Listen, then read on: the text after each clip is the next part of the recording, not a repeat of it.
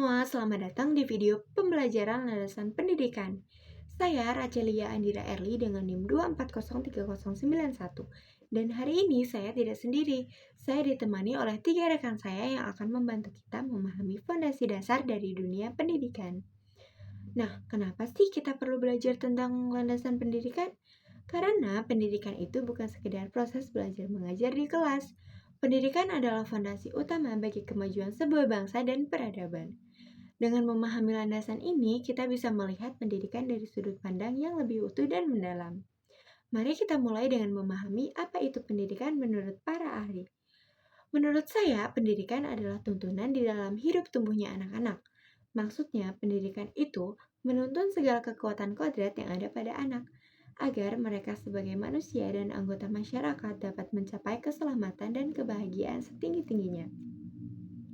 Selain itu, saya juga punya trilogi pendidikan yang sangat terkenal.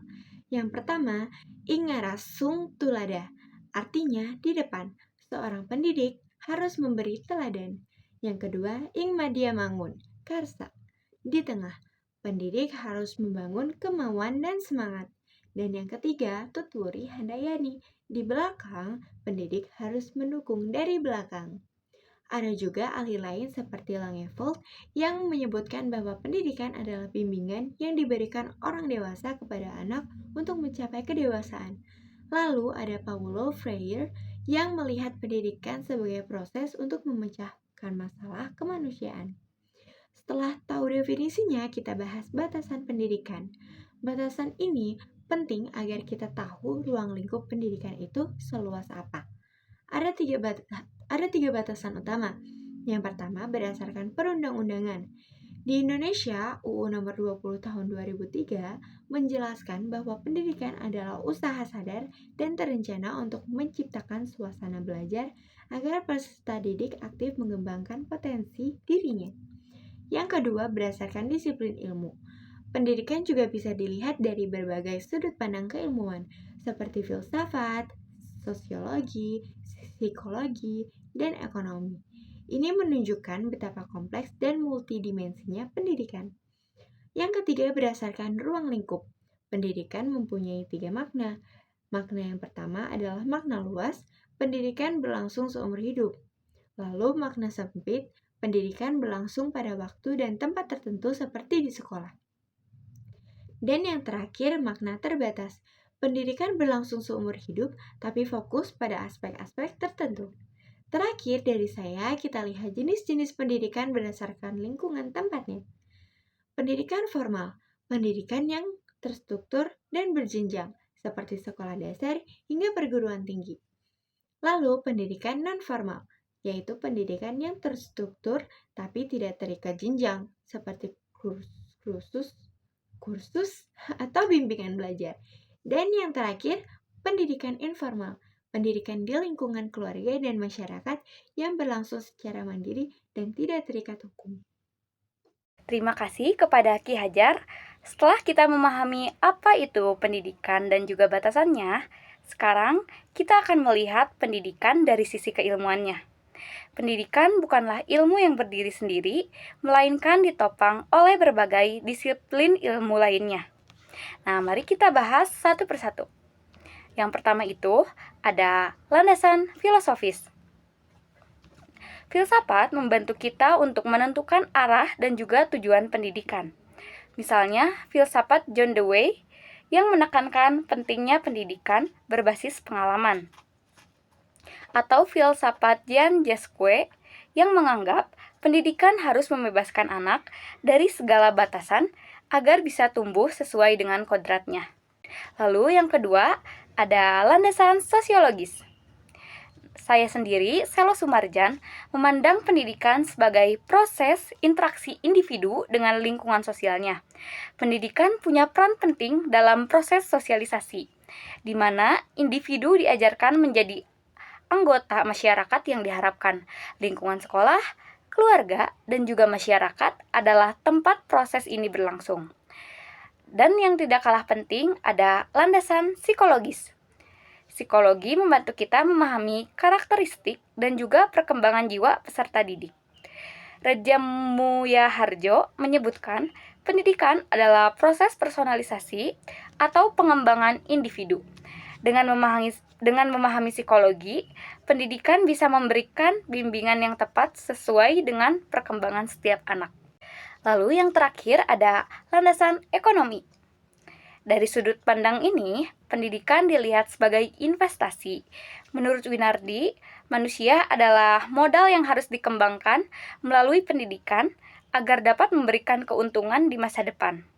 Pendidikan bukan hanya mencerdaskan, tapi juga mempersiapkan individu agar punya keterampilan untuk berdaya saing di dunia kerja. Nah, itu dia landasan-landasan keilmuan yang menopang pendidikan.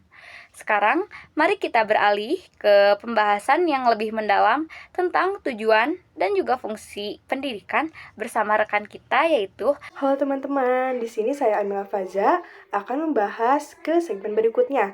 Nah, setelah kalian tahu nih apa itu landasan-landasan pendidikan, di sini kita akan lanjut menjelaskan apa sih itu tujuan dari landasan pendidikan. Nah, tujuan dari landasan pendidikan sendiri ialah rumusan tentang apa yang ingin dicapai melalui pendidikan. Nah, secara umum, tujuan pendidikan ini diklasifikasikan menjadi beberapa jenis. Nah, yang pertama itu ada tujuan nasional, yaitu rumusan tertinggi yang di dalam UU Sindiksas Pasal 3, yang itu menciptakan bangsa yang bertakwa, cerdas, berakhlak mulia, dan juga mandiri. Kemudian yang kedua, ada tujuan institusional, yaitu tujuan yang ditetapkan oleh setiap lembaga pendidikan, misalnya tujuan SMK tentu berbeda dengan tujuan universitas. Kemudian yang terakhir, ada tujuan kurikuler, instruksional umum, dan instruksional khusus. Nah, ini tuh adalah tujuan yang lebih spesifik, mulai dari level mata pelajaran hingga tujuan yang harus dicapai dalam satu kali pertemuan. Lalu, pendidikan juga tidak hanya punya tujuan, tapi juga fungsi. Menurut UU Sindiknas, fungsi pendidikan nasional adalah mengembangkan kemampuan dan membentuk watak serta peradaban bangsa yang bermartabat. Secara lebih rinci, ada 4 pendidikan yang utama. Yang pertama adalah mempersiapkan tenaga kerja, yaitu pendidikan melatih peserta didik agar siap menghadapi dunia kerja. Kemudian, mentransformasi budaya. Itu pendidikan meneruskan nilai-nilai dan budaya dari satu generasi ke generasi berikutnya. Kemudian yang ketiga, ada melestarikan nilai. Itu pendidikan menjaga nilai-nilai luhur dan peradaban bangsa. Yang terakhir, ada mempersiapkan peran sosial, yaitu pendidikan melatih individu agar bisa berperan aktif di masyarakat. Nah, terakhir, mari kita lihat pendidikan sebagai sebuah sistem. Sebuah sistem terdiri dari komponen yang saling berinteraksi untuk mencapai tujuan. Nah, pendidikan juga digambarkan dengan model sistem input, proses output. Nah, apa sih itu input? Input ini adalah masukan seperti peserta didik, guru, dana, dan juga kurikulum. Sedangkan proses pada input ini adalah aktivitas belajar mengajar, bimbingan, dan juga pelatihan. Kemudian yang terakhir ada proses output. Ini adalah hasil, yaitu lulusan yang memiliki pengetahuan dan keterampilan. Nah, jika salah satu komponen tidak berfungsi, maka tujuan pendidikan akan sulit tercapai. Untuk itu, membahas komponen-komponen ini lebih detail, Halo semuanya, perkenalkan saya adalah John Dewey. Dengan hadirnya di sini, ini menandakan bahwa kita sudah sampai pada segmen terakhir.